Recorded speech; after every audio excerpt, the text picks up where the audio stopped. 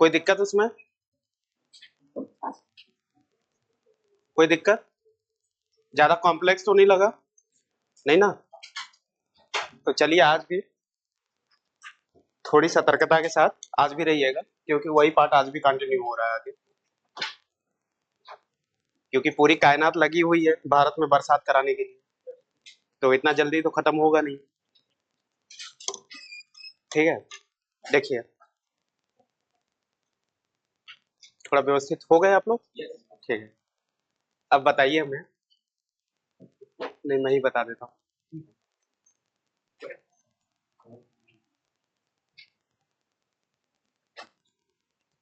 एक खिड़की खोल दीजिएगा, खिड़की खोल दीजिए, खिड़की खुला है? बंद है?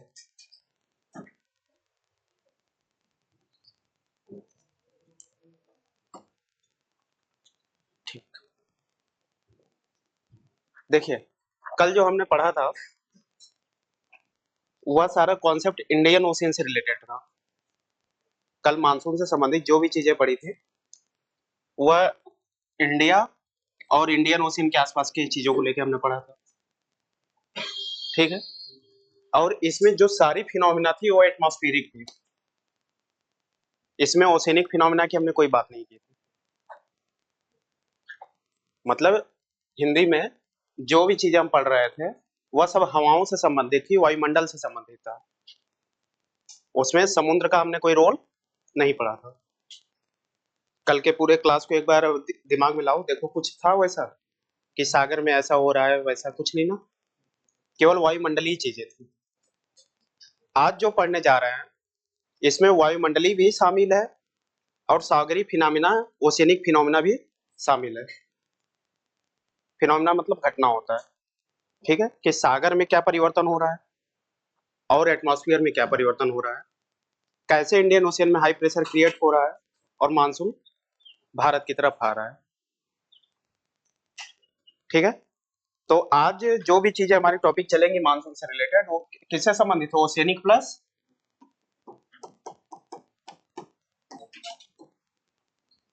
वायुमंडलीय। ठीक है, कल हम जो पढ़ रहे थे वह केवल इंडियन ओशियन तक सीमित था।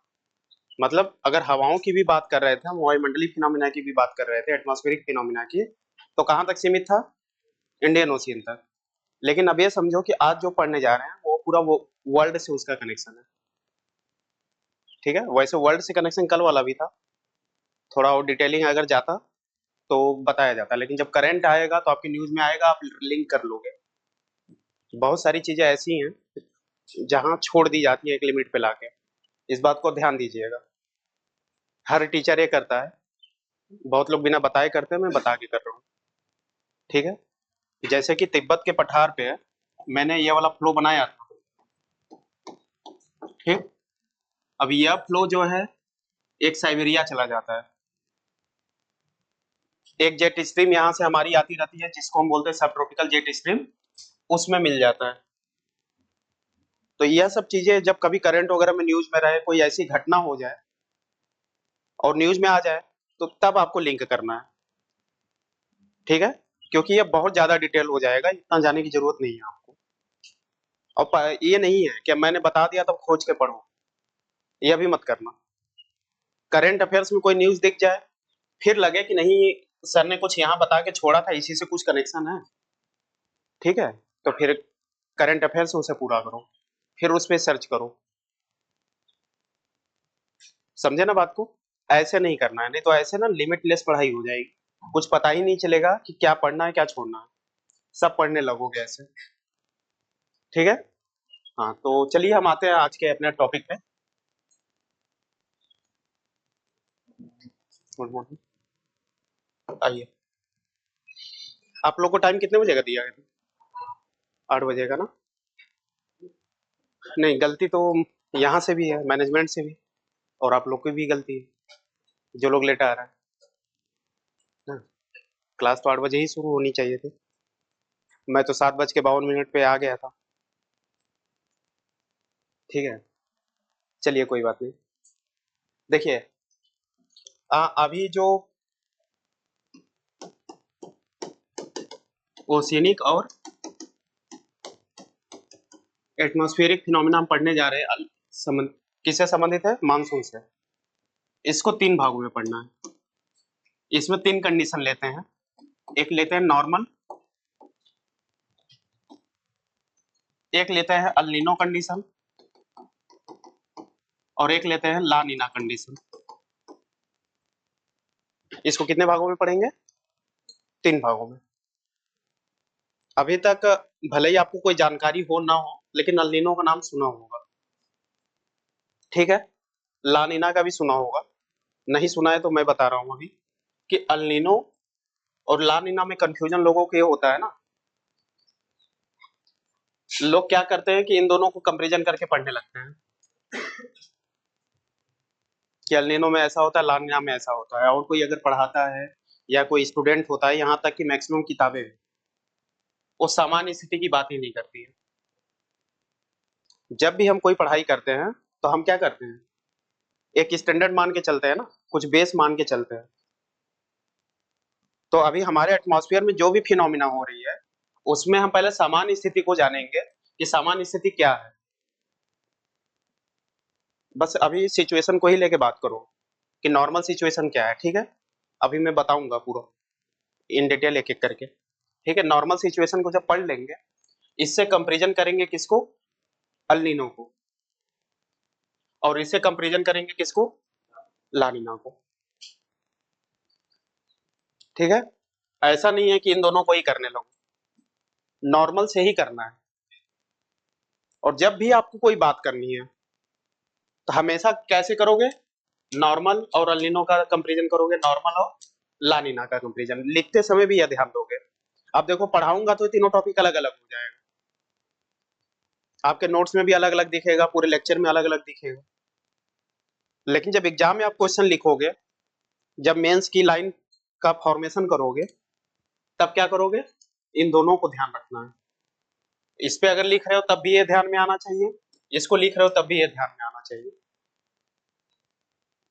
तभी जाके आपका जो है अच्छा आंसर निकल पाएगा। और यहाँ तक कि पीटी के क्वेश्चन में भी, ठीक है? आप लोग ज्योग्राफी का पीवाईक्यू डाउनलोड करके प्रिंट आउट करा लीजिए, ठीक है? क्योंकि अगर पीवाईक्यू आप आईएएस के नहीं लगा पा रहे हैं तो फिर पढ़ाने का मेरा कोई मतलब नहीं। तो घटना चक्र से हो रहा है, ठीक है, होने दो। वो तो पीसीएस के लिए मैंने बताया है, आईएएस के लिए ओला निकाल के करो। और आज के बाद से क्वेश्चन सॉल्व होने शुरू हो जाएंगे आपके मैक्सिमम अब, ठीक है? अभी तक क्या था कि मैक्सिमम क्वेश्चन आप नहीं कर पाते थे। इसके पहले मैंने नहीं बोला था डाउनलोड करने के लिए, लेकिन अब बोल रहा हूँ। जियोमॉर्फोलॉजी, ओशिनोग्राफी, क्लाइमेटोलॉजी, सारे चैप्टर वाइज उसमें दिए हुए हैं। और ज्यादा नहीं है, मुश्किल से मुझे लगता है कि 150 को 200 क्वेश्चन होंगे। डेली 10 भी लगाओगे खत्म हो जाएगा, ठीक है? उसके अलावा अमित सर का एक वीडियो सीरीज है यूट्यूब पे डिकोडेड करके है, उस लिंक में ही देखोगे तो मिल जाएगा आपको। तो अभी जैसे मैं बताता हूँ ना क्वेश्चन कैसे सॉल्व करना है, कि कीवर्ड अंडरलाइन करो फिर ऐसे सोचो, तो मैंने तो बहुत डिटेल नहीं बताया आपको, लेकिन वहां पे सारे पीवाईक्यू डिस्कस किए गए हैं। जियोग्राफी, इन्वायरमेंट, साइंस टेक, एक सब्जेक्ट और है कोई याद नहीं आ रहा है, हिस्ट्री, ठीक है?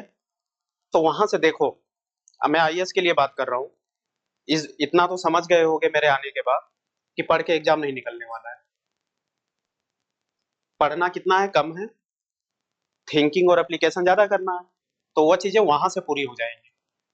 अगर पीवाईक्यू को समझने लगोगे ना तो पढ़ाई को समझ जाओगे, ठीक है? तो वहां से अब शुरू करो, कम से कम जियोग्राफी का करो। जब हिस्ट्री चलेगा तो हिस्ट्री का कर लेना, ठीक है? आ जाओ अब नॉर्मल कंडीशन को देखते हैं। अब मैप बनाओ एक, वर्ल्ड का बनाना, और वर्ल्ड के मैप में अफ्रीका और अमेरिका को उधर रखना है।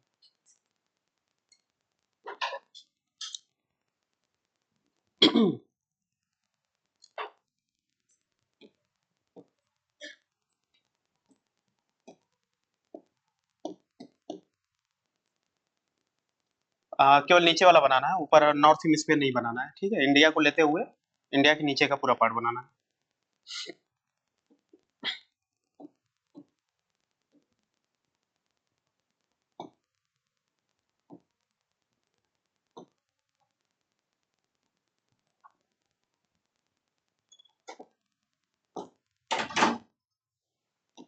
इंडोनेशिया को बहुत अच्छे से बनाना।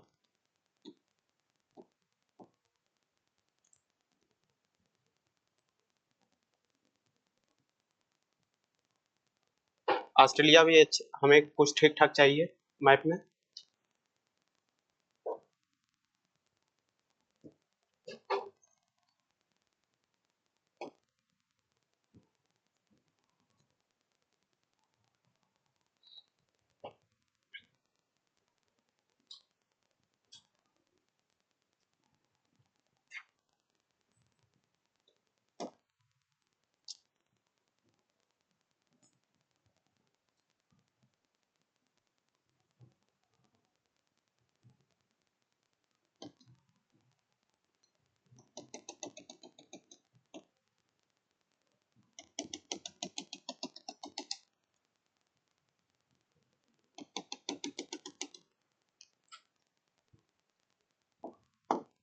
3 मैप बनाने हैं, लेकिन अभी एक से काम चलाओ।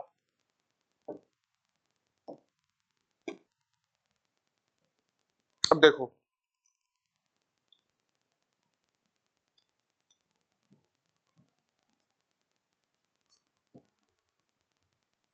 दिख रहा है ना? लाइन तो दिख रहा होगा।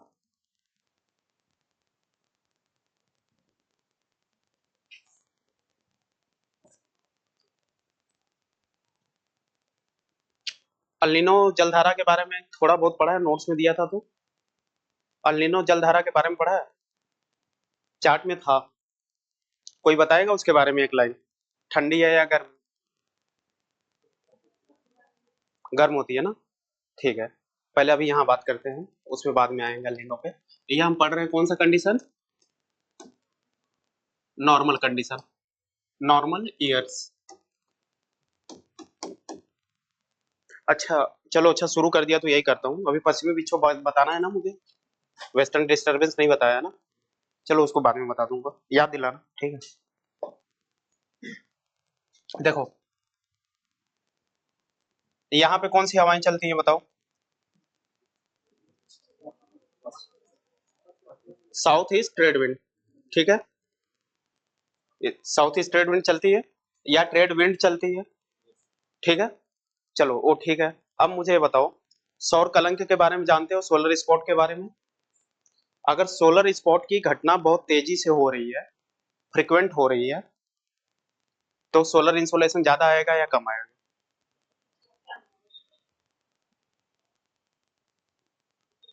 अगर सौर या सूरज है, सन है, इसमें धब्बों की संख्या ज्यादा है, सोलर स्पॉट ज्यादा है, तो इंसोलेशन कम या ज्यादा? कम वाले हाथ उठाए। बेड़ा गर्क कर दिया तुम लोगों ने।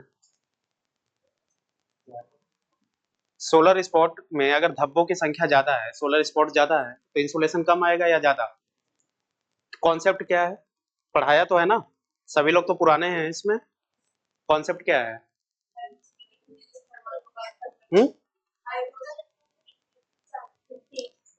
ठीक है। चूल्हे में जब लकड़ी लगा रहे हो और एक के बदले 3 लकड़ी लगाओगे, तो चूल्हे में जो फ्लेम है या ज्वाला है, वह कम होगी या ज्यादा होगी? अब बताओ, सोलर स्पॉट्स अगर ज्यादा आ रहे हैं, मतलब चूल्हे में फिर राख कम बनेगा या ज्यादा बनेगा? अगर 3 लकड़ी लगाओगे तो एक के बदले। अब बताओ, सूरज में हाइड्रोजन ज्यादा जल रहा है, हीलियम में ज्यादा कन्वर्ट हो रहा है, इसका मतलब उसमें फ्लेम क्या होगा, फ्लेयर्स क्या होंगे उसके? ज्यादा होंगे। तो इंसुलेशन कितना आएगा, ज्यादा या कम? ज्यादा। कम बताने का कारण क्या था? जो लोग सोचे, कैसे सोचे थे? धब्बा सोच लिए थे।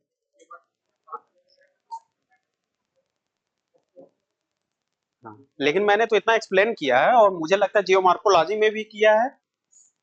यह चीजें मैंने जियोमॉर्फोलॉजी में भी शायद कहीं बताई हैं आपको, फिर क्लाइमेटोलॉजी में बताया दो दो तीन तीन बार, ठीक है। आप समझ गए ना? तो सौर कलंक की घटना कितने साल पे होती है, मतलब यह पूरे साल लगातार कंटिन्यूअस नहीं रहता है। सौर कलंक के बारे में थोड़ा सा समझ लो। जो सौर कलंक या सोलर स्पॉट की घटना है, यह कंटिन्यूअस नहीं होता है। 10 या 11 साल का एक पीरियड होता है जिसमें यह अपने हाई पे जाता है, फिर लो पे आता है। समझे बात को? मतलब 11 साल में यह क्या होगा, एक पीरियड आएगा जिसमें सोलर स्पॉट की घटना बहुत ज्यादा होगी, फिर धीरे धीरे कम होने लगेगी, फिर नॉर्मल हो जाएगा, फिर 11 साल बाद दोबारा आएगा। इस बात को समझे या इसमें कोई डाउट है? अगर मैं कहूं कि सोलर स्पॉट की घटना कितने सालों पे रिपीट होती है, तो आप कितने क्या बोलोगे? 11 साल। कि 11 सालों पे क्या होती है? रिपीट होती है। ठीक है। फिर 11 साल के बाद यह घटना बहुत तेजी से चलेगा, 1-2 साल, फिर धीरे धीरे कम होने लगेगा, और फिर 11वां साल आते आते क्या होगा, बढ़ने लगेगा। तो सोलर सोलर स्पॉट में ये होता है। एक्चुअली ये फिजिक्स का टॉपिक पड़ जाता है पूरा, कि सन के कितने पार्ट है, तो 6 पार्ट है। फेकुला क्या होता है, कोरोना क्या होता है, ये ज्योग्राफी का पार्ट नहीं है। ठीक है। लेकिन इतना समझ रहे हो ना कि फोटोस्फीयर सबसे बाहरी पार्ट है। ठीक है। चलो, अब देखो, हो अब ये बताओ, अगर ज्यादा इंसुलेशन आ रहा है तो ट्रेड विंड सशक्त होंगी या कमजोर होंगी? ट्रेड विंड स्ट्रेंथ और पाएंगी या कमजोर हो जाएंगी? कमजोर वाले हाथ उठाए। इस बार फंस गए, उठाना तो पड़ेगा। कमजोर वाले उठाए। कौन कौन यह सोच रहा है कि अगर इंसुलेशन या सोलर स्पॉट ज्यादा हो जाएगा तो ट्रेड विंड कमजोर नहीं होगा? गुड। बाकी लोग ये हैं कि कमजोर होगा। ठीक है, कुछ नहीं। अब देखो, हर चीज बताई नहीं जाती, कुछ चीज समझी भी जाती है। अब ऐसा समझो कि जब प्रेशर बेल्ट बताया था, तब मैंने यह बताया था कि सूरज के साथ शिफ्टिंग होती है। आईटीसीजेड बताया था, तो मैंने बोला था कि सन के साथ शिफ्टिंग होती है आईटीसीजेड की। मतलब इंसुलेशन क्या कर रहा है, टेम्परेचर क्या, सन क्या कर रहा है, प्रेशर बेल्ट को कंट्रोल कर रहा है, एक तरह से कर रहा है कि नहीं? ठीक है। और यह भी देखा, जब प्रेशर बेल्ट कंट्रोल होगा तो उसमें जो चलने वाली हवाएं हैं फेरल और हेडली से ही तो बनी है, तो उसकी तीव्रता भी क्या होगी, कम या ज्यादा होगी। अब मैं यह बता रहा हूं कि जब सोलर स्पॉट की घटना होती है तो जो ट्रेड विंड्स हैं या दूसरे विंड्स हैं वो क्या होते हैं, और मजबूत हो जाते हैं। ठीक है, यह बात याद है, नोट्स में लिखा हुआ है, मिल जाएगा आपको। अब देखिए, होता क्या है, समर सीजन की बात हो रही है। समर क्या मतलब, ऐसे नॉर्मल भी बात कर लो। यह कौन सा ओशियन है, यह कौन सा ओशियन है? प्रशांत है। अब देखो, इसमें हमें 3 स्पॉट लेने हैं। 3 स्पॉट कौन से लेने हैं? एक लेना है पेरू, क्या लेना है? एक लेना है इंडोनेशिया। और ध्यान देना, इंडोनेशिया थोड़ा क्या है, फैला हुआ है ना, तो एक लेना है इंडोनेशिया। मैप में समझ रहे होगे, मैं लिख नहीं रहा हूं। ठीक। दूसरा यहाँ पे क्या है, सोमालिया। क्या है? सोमालिया। सोमालिया, इंडोनेशिया और पेरू, ये 3 लोकेशन समझ रहे हो? ठीक। अब एक मैप मैं पैरेलल बना रहा हूं, एक मैप और सादा, ऐसे साथ साथ करते जाना। ठीक है। यह नॉर्मल सी लेवल है, क्या है? नॉर्मल सी लेवल। यह हो गया पेरू, यह हो गया इंडोनेशिया, इंडिया मत समझ लेना, इंडोनेशिया, और यह हो गया सोमालिया।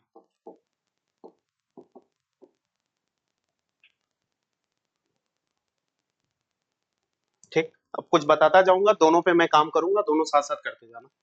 अब ध्यान से समझो एक बात, यह जो घटनाएं पढ़ने जा रही हैं ओशियन के ऊपर पढ़ने जा रहे हैं। कहां पढ़ने जा रहे हैं? ओशियन के ऊपर, ओशियन में, और ओशियन के ऊपर क्या हो रहा है, महाद्वीपों का नहीं पढ़ रहा है। ठीक है। अब जब महाद्वीपों का नहीं पढ़ रहे हैं तो हमें पढ़ते और लिखते समय ओशियन का नाम लेना पड़ेगा, कि पूर्वी प्रशांत महासागर, पश्चिमी प्रशांत महासागर, eastern Pacific, western Pacific. Eastern Indo Indian ocean और वेस्टर्न इंडियन ओशियन। लेकिन इसमें क्या होता है ना, कंफ्यूजन ज्यादा होता है। समझे बात को? इसमें क्या होता है, कंफ्यूजन ज्यादा होता है और दिमाग में बैठता नहीं है कि पूरब है पश्चिम है क्या है। ठीक, तो अपने सहूलियत के लिए हमने क्या कर लिया, 3 लोकेशन ले लिया। ईस्टर्न वेस्टर्न बोलने से अच्छा क्या है, बोलेंगे पेरू कोस्ट। तो पेरू कोस्ट की पैसिफिक के किस साइड में है, इस पैसिफिक है ईस्टर्न साइड में है।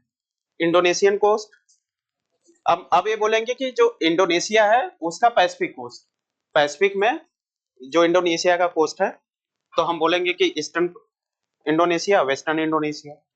आप समझ गए ना? ठीक है, और इधर सोमालिया को क्या बोलेंगे, western Indian ocean, western Indian ocean ना। तो इस बात को समझ जाओगे। हम नोट्स में दोनों वर्ड यूज किए गए हैं, आपको वैसे ही समझना है और कंफ्यूज नहीं होना। लेकिन जो क्वेश्चन पूछे गए हैं ना, वो पेरू इंडोनेशिया और सोमालिया करके नहीं पूछा गया है, वह ईस्ट और वेस्ट पैसिफिक करके ही पूछा गया है। समझे बात को? तो यह सतर्कता आपको रखनी है हमेशा दिमाग में। ठीक है, और पढ़ते पढ़ते दिमाग मत लगाने लगना कि जो बता रहा हूँ बस वही समझना कि पेरू है ऐसे है। ठीक, अब देखो सीक्वेंस में मेरी बातों को सुनते जाना, अपने क्वेश्चन को अपने दिमाग को कहीं जाने मत देना, कुछ भी पढ़ा होगा छोड़ देना, जो बता रहा हूँ एकदम स्टेप वाइज करते जाओ, और नोट्स भी वैसे ही लिखा है तुम्हारा। ठीक, देखो होता क्या है, समान ईयर में साउथ ईस्ट जो ट्रेड विंड होती है समान ईयर में, जो ट्रेड विंड होती है ये क्या होती है, स्ट्रांग होती है।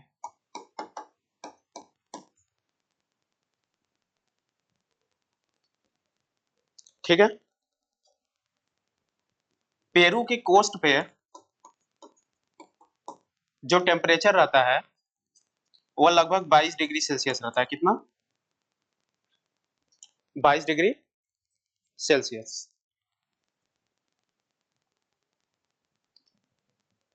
और ध्यान से सुनो, मतलब इस समय जो सोलर स्पॉट है ना, तुम्हारे समझने के लिए बता रहा हूं, कहीं नोट नहीं करना है। समझ लो कि 11 साल का पीरियड होता है, तो 5वें या 6वां साल मान लो। वैसे अब यह काम नहीं करता है जो मैं बता रहा हूँ, लेकिन तुम्हारे समझने के लिए बता रहा हूँ। मतलब इस समय सोलर स्पॉट क्या होता है, नॉर्मल होता है। सोलर स्पॉट क्या होता है, नॉर्मल होता है। तो नॉर्मल सोलर स्पॉट में भी हमारा जो ट्रेड विंड है वो क्या होगा, स्ट्रांग होगा। ठीक, अब एक चीज बताओ कि यहाँ पे कौन सी जलधारा नॉर्मल एयर में बह रही है, पेरू के कोस्ट पे कौन सी धारा बहती है? हम्म, हम बोल्ट को ही पेरू की धारा बोलते हैं, और पेरू की धारा ठंडी है या गर्म है? हम्म, ठंडी है। गुड। सामान्य ईयर में यहाँ पे पेरू या हमबोल्ट की धारा बह रही है, हमबोल्ट करंट फ्लो हो रहा है। इंग्लिश वाले कोई दिक्कत नहीं है ना? ठीक है, यहाँ पे कौन सी धारा बह रही है, पेरू या हमबोल्ट की कोल्ड करंट है। कौन सी करंट है, कोल्ड करंट। बहुत ध्यान देने वाली बात है। इस समय पेरू का तापमान कितना है, पेरू के कोस्ट का तापमान कितना है, 22 डिग्री सेल्सियस। अब देखो हो क्या रहा है, यहां से जब ट्रेड विंड चलती है तो ट्रेड विंड यहाँ पे करती है अपवेलिंग। क्या करती है, पेरू के कोस्ट पे अपवेलिंग, उद्वेलन करती है। किसका, कोल्ड वाटर का। किसको किसको नहीं पता है शब्द, पेरू के कोस्ट पे ठंडे जल का अपवेलिंग होता है, पता है ना? ठीक, और यह अपवेलिंग किस विंड के द्वारा किया जाता है, ट्रेड विंड के द्वारा। अब यहां से मैं हवा बना नहीं रहा हूं, बना ही देता हूं किसी दूसरे कलर से, जो थोड़ा ठीक है, रेड वाले से ही बना। यहां से कौन सी विंड चल रही है, ट्रेड विंड चल रही है। तुम मत बनाना ट्रेड विंड ना, लिख दिया है काफी है, बहुत कॉम्प्लेक्स हो जाएगा फिर। ठीक है, यहां से जब ट्रेड विंड चलती है तो ऊपर के जल को क्या करती है? देखो मेरी बात सुनो, तुम मत बताओ, मैं बोलता जा रहा हूँ, सुनते जाओ। ठीक? क्योंकि बोलने में ना वो बच्चे सप्रेस हो जाते हैं जिनको नहीं समझ में आ रहा है। यहां से जब हवा चलती है ट्रेड विंड, तो यहां से जल को हटाती है, कहां से? पेरू के तट से। और जब पेरू के तट से हटाती है जल को, तो लेके कहां जमा कर देती है? इंडोनेशिया के तट पे। तो अब मैं यहाँ पे जल बना रहा हूँ कि यहाँ से जल का प्रवाह किधर हो रहा है?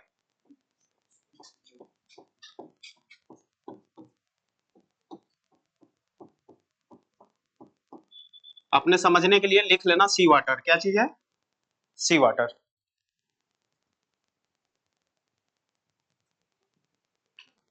यहाँ पे अपवेलिंग हुआ साउथ ट्रेड विंड के द्वारा। साउथ ईस्ट ट्रेड विंड के द्वारा क्या हुआ? अपवेलिंग हुआ। ठीक है? अब जब अपवेलिंग हुआ तो नीचे से कौन सा जल ऊपर की तरफ आएगा? नीचे से कोल्ड करंट ऊपर उठेगा।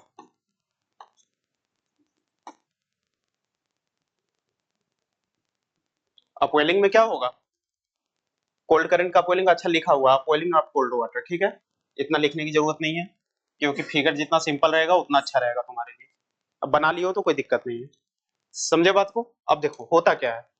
अब बताओ, जब यहां से अपवेलिंग होगा तो पानी यहां से हट रहा है ना, यहां से। तो जब यहां से पानी हट रहा है तो सी लेवल नीचे होगा या ऊपर? नीचे होगा। तो ये नॉर्मल सी लेवल है पेरू के तट पे, तो सी लेवल मैंने बना दिया, यहाँ पे आ गया। ठीक है, समझे बात को? सी लेवल यहाँ क्यों आया है? अपवेलिंग नहीं, बल्कि हाँ अपवेलिंग बोल दो, अपवेलिंग बाई ट्रेड विंड।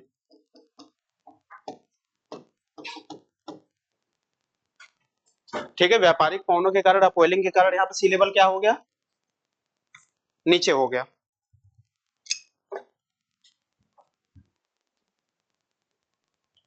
ठीक, अब बताओ, अब जब यहां से वाटर इधर हटा तो पूरा जो वॉल्यूम है वाटर का वो इंडोनेशिया पे आ गया कि नहीं आ गया?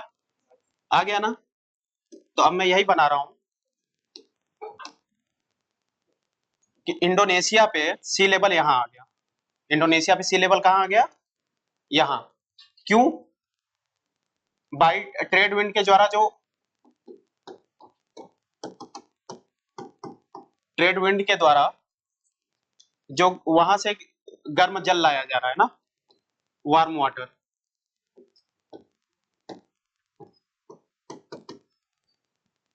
समझ गए बात को? ट्रेड विंड के द्वारा जो गर्म जल वहां से लाया जा रहा है, ध्यान से दो, अपवेलिंग में क्या होता है? गर्म जल हवा के द्वारा हटा दिया जाता है, नीचे से ठंडा जल ऊपर आता है। तो गर्म जल ऊपर देखो, नीचे से ठंडा जल जा रहा है, ऊपर गया, संपर्क में आके इंसुलेशन के गर्म हो गया। ठीक है, और जब गर्म हुआ तब से साउथ ईस्ट ट्रेड विंड आई, उसको बहा के कहा ले गई? इंडोनेशिया की तरफ। अब बताओ, यहाँ पे इंडोनेशिया की तरफ गर्म जल का संचयन हो जाएगा कि नहीं? ठीक है, तो यहाँ पे क्या हो रहा है? Accumulation of warm water. Hindi में लिखना, गर्म जल का संचयन।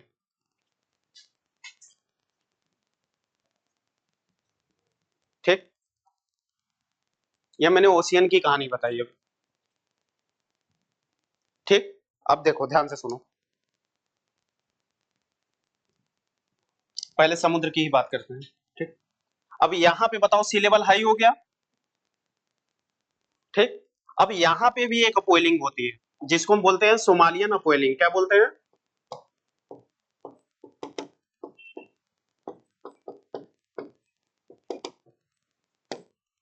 मतलब सोमालिया के पास भी ठंडी जलधारा का क्या होता है? अपवेलिंग होता है।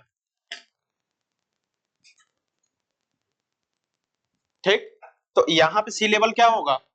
देखो इसके बारे में कोई जो सोमालिया की अपवेलिंग है उसका कोई रहस्य पता नहीं है। अगर आपको करंट वाला पेज आपने पढ़ा होगा, अरे सॉरी, धारा वाला, हाँ, करंट का जो पेज आपने पढ़ा होगा, तो उसमें सोमालिया को गर्म धारा ही दिखाया गया है। लेकिन वास्तविकता ये है कि सोमालिया के तट पे गर्मी में एक ठंडी धारा बहती है, जिसको सोमालिया की ठंडी धारा बोलते हैं। यह साइड नोट में लिख लो। यह कैसे उत्पन्न होता है, क्या होता है, इसका कोई रहस्य हमें पता नहीं है। ठीक है। सोमालिया के पास क्या होता है, ठंडी जलधारा का अपवेलिंग होता है, कोल्ड करंट का अपवेलिंग होता है, मतलब सोमालियन अपवेलिंग होता है। और सी लेवल क्या हो जाता है यहाँ पे नीचे। देखो नॉर्मल कंडीशन जितना अच्छा समझोगे ना उतना ही अच्छा अल नीनो समझ पाओगे, इसीलिए मैं स्लो चल रहा हूँ। ठीक है। तो यहाँ पे सी लेवल क्या हो जाएगा, सी लेवल लो हो जाएगा, सी लेवल नीचे हो जाएगा। ठीक है, हिंदी में लिख लिया ना। ठीक। अब देखो इसको हटा ही देते हैं, डिलीट होगा क्या।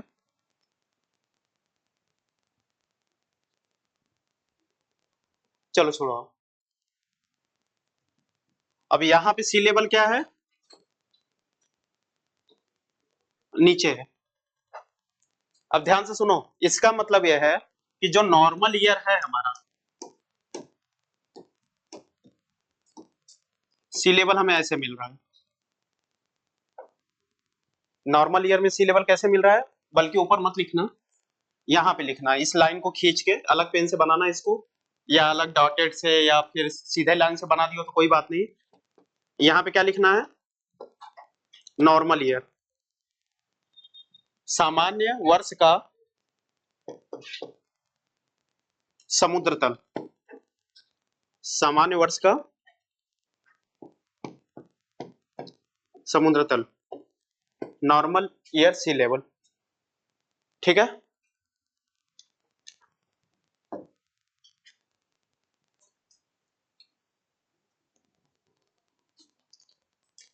इसका मतलब यह है कि यहाँ पे जब जल उठा, यहां से जल आया, यहाँ इकट्ठा हो गया, तो यहाँ पे सी लेवल क्या हो गया, हाई हो गया। तो यहां से जब सी लेवल हाई हुआ तो किधर मूव करेगा, लो लेवल की तरफ मूव करेगा। ठीक है। तो दिखा दो हल्का हल्का कि इधर मूव कर रहा है। नहीं दिखाओगे तब भी चलेगा, क्योंकि दिखा दो, जरूरत है इसकी, मैं बताऊंगा। ठीक है। कि सी लेवल कहाँ आ रहा है, इधर की तरफ। अब इसमें दिखाना पॉसिबल नहीं था ना इस मैप में, तो उसको वैसे दिखाया जाता है जो बाद वाला बना रहा हूं, और वहां से क्वेश्चन आते हैं।